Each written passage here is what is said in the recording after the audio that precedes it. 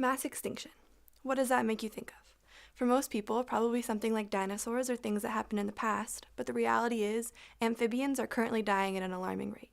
This is the direct result of a fungal infection known as chytrid. Chytrid has a few physical symptoms that appear in a frog before death, things like increased skin shed, as shown on the slide, or lethargy, and has already caused a decline and in some cases total extinction of at least 200 species of frogs around the world.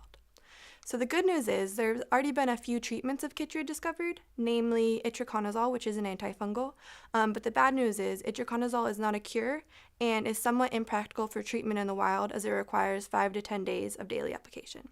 For this reason, the Briggs Lab here at UCSB has been working on a new treatment, which is called BMP and is an antifungal, which was first discovered as a sort of vehicle or method of delivery for other treatments, but was quickly discovered to actually clear the fungal infection in an isolated petri dish colony itself, and it would be more practical as it only requires single application.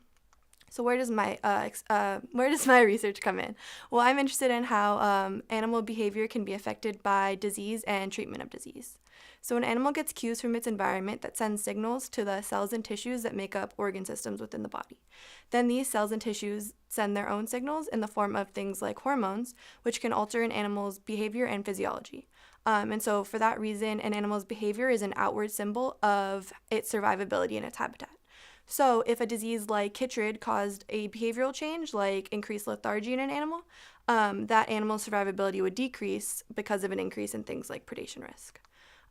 So I chose to look at a few different behavioral attributes, things in locomotion changes, appetite, and growth rate. This is just a quick example of a locomotion test I did. This was measuring jumping distance.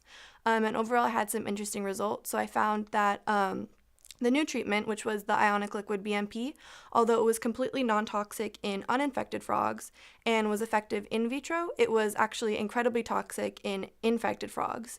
And then the animals that did survive the treatment were excessively lethargic for a few days after treatment. And then I had contrasting results with itraconazole, the current treatment. I found that animals treated with itraconazole showed no difference in jumping ability and appetite or growth rate compared to the uninfected frogs. And for that reason, itraconazole is our best bet at saving our long-legged friends. Thank you.